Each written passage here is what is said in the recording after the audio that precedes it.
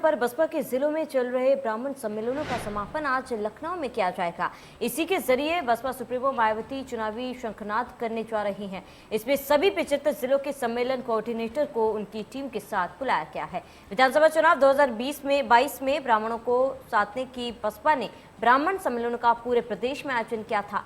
चरणवार सभी जिलों में आयोजन किया गया था। इस चरण का आखिरी सम्मेलन आज लखनऊ में होगा, जैसे मायावती संबोधित करेंगी। वहीं 23 जुलाई से शुरू हुए इस चरण का 45 दिन बाद समापन हो रहा है। पार्टी कार्यालय पर इस सम्मेलन की तैयारियां जोर शोर से की जा रही है। चूंकि इसमें सभी जिलों में हुए बसपा ने ब्राह्मण सम्मेलनों के कोऑर्डिनेटर अपनी टीम के साथ बुलाए गए हैं। खासी भीड़ रहने वाली है। लखनऊ यूनिट पर सम्मेलन की बड़ी जिम्मेदारी है।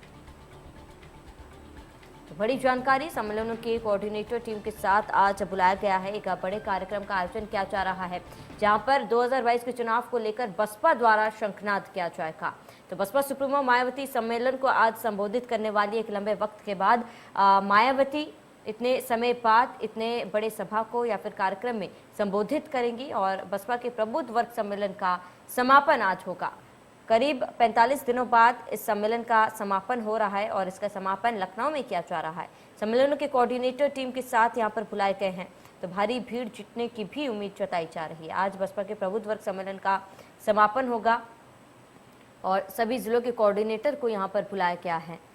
आपको बता दें कि बसपा के ब्राह्मण सम्मेलनों का समापन आज लखनऊ में होगा। इस सम्मेलन से ब्राह्मण समाज को साधने की कोशिश बसपा द्वारा की गई थी और ऐसे में आज इसका समापन हो रहा है। सभी 75 जिलों में इस सम्मेलन का आयोजन किया गया था और करीब 45 दिनों बाद सम्मेलन का समापन हो रहा है और समापन कार्यक्रम का आयोजन किया जा रहा है। करीब 11 बजे जो है समापन का शुरुआत की जाएगी और बसपा सुप्रीमो मायावती सम्मेलन को संबोधित करेंगी। ज्यादा जानकारी के लिए हमारे संवाददाता खुर्रम निजामी हमारे साथ जुड़ चुके हैं। खुर्रम, क्योंकि एक लंबे समय के बाद मायावती जो है इतने बड़े कार्यक्रम को संबोधित करने वाली है, ऐसे में क्या लगता है संबोधन में क्या होगा? बीजेपी पर निशाना साधने की कोशिश की जाएगी, साथ ही आने वाले समय में बसपा का क्या कुछ रणनीति रहने वाला है, इसको लेकर भी क्या बात की जाएगी? देखिए, रणनीति पर तो बात नहीं करेंगे, लेकिन रणनीति क्या होगी इससे जाहिर इसको समझा जा सकेगा आज के सम्मेलन में, जिसको मायावती संबोधित करेंगे, जो बसपा सुप्रीमो है। लेकिन उनके संबोधन में एक बात तय है कि वो इस पीर को स्थापित करने की कोशिश करेंगी, आम जनता को समझाने, खास तौर पर ब्राह्मण समुदाय को समझाने की कोशिश करेगी कि गुज़िश्ता 10 सालों में आपकी इज्जत नहीं रही, ना सपा की सरकार में, ना ही भाजपा वर्तमान की भाजपा सरकार में। और कोई ताज्जुब नहीं, वो गिनाएंगी कि कौन कौन ब्राह्मण को क्योंकि परेशान किया गया है। खुशी दुबे का भी नाम आए, कोई हैरानी की बात नहीं है, क्योंकि एस.सी. मिश्रा पहले ही बोल चुके हैं खुशी दुबे का वो मुकदमा लड़ेंगे। तो जाहिर सी बात है कि ब्राह्मण को लेकर के पूरा फोकस जो है चुनाव को लेकर के, और यही उनकी रणनीति मायावती की। आप देखिए कि अगर आप जब आई थी 10 साल पहले हुकूमत में, 10 साल हुकूमत नहीं, उससे पहले जब हुकूमत में आई थी मायावती, तब सोशल इंजीनियरिंग थी और ब्राह्मण अच्छे खासे चुने गए थे विधायक, उनको मंत्री बनाया था। लेकिन पासा पलटा और समाजवादी पार्टी ने सत्ता हथिया लिया और वहीं भी ये आलम था कि वहाँ भी अधिकतर ब्राह्मण कैंडिडेट जीत कर आए थे और जब बीजेपी आई तो वही सूरत हाल यहाँ भी देखा गया। तो ये बताता है कि उत्तर प्रदेश में चुनाव आसान करना अपना, तो ब्राह्मण वोट बैंक का होना बहुत ज़रूरी है। उसका आप कॉम्बो ले सकते हैं, यानी कि दलित ओबीसी भी आपके साथ आ जाए, मुस्लिम आ जाए, तो और स्थितियाँ आसान हो जाती। लेकिन जो एक्स फैक्टर है वो है ब्राह्मण वोट बैंक इस बार का, और इसीलिए हर दल देखिए, चाहे पहले बसपा, फिर सपा और फिर भाजपा, सब ने प्रबुद्ध सम्मेलन किया और इसके जरिए बताने की कोशिश किया, खास तौर पर फोकस में लेते हुए कि ब्राह्मण समुदाय को उनकी पार्टी के साथ क्यों आना चाहिए, उनकी सरकार क्यों बनाना चाहिए।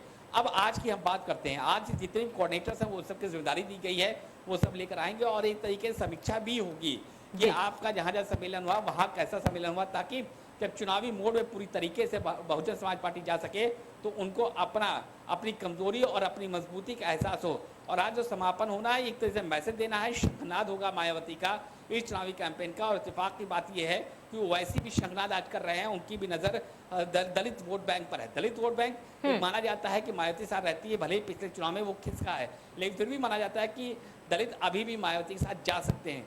तो वो देखने वाली बात होगी कि एक तरफ मायावती ब्राह्मण समाज को अपनी तरफ खींचने की कोशिश कर रहे होंगे, तो वहीं दूसरी तरफ दलित वोट बैंक को अपना खींचने की कोशिश कर रहे होंगे। ओवैसी 3 जगह वो दौरा कर रहे हैं, रुदौली जाएंगे, बाराबंकी जाएंगे, तो जाहिर सी बात है कि वो अपना चुनावी कैंपेन शुरू कर रहे हैं और मायावती अपना चुनावी कैंपेन शुरू कर रही है। नतीजा क्या होगा, मेहनत का नतीजा क्या निकलता है, ये तो आने वाला वक्त ही बताएगा, यानी कि 2022 के चुनाव के नतीजे बताएंगे। बिल्कुल खुर्रम, ये तो देखने वाली बात ही होगी कि आने वाले समय में नतीजा इसका क्या कुछ निकलता है। लेकिन जिस तरीके से 75 जिलों में 45 दिनों में सम्मेलन का आयोजन किया गया था, क्या लगता है क्या कहीं ना कहीं इसका फायदा जो है वो बसपा को मिलेगा? जो मुख्य उद्देश्य था ब्राह्मण समुदाय को साधना, क्या बसपा जो है इसमें सफल रही है?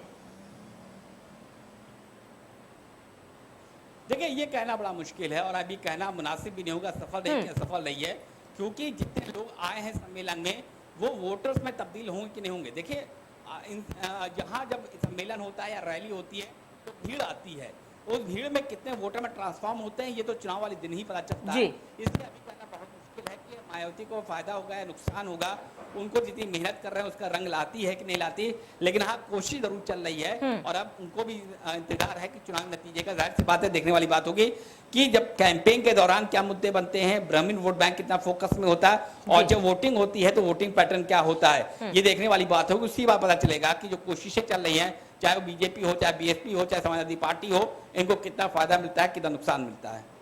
बिल्कुल खुर्रम, तमाम जानकारी के लिए हमारे साथ जुड़ने के लिए आपका बहुत बहुत शुक्रिया।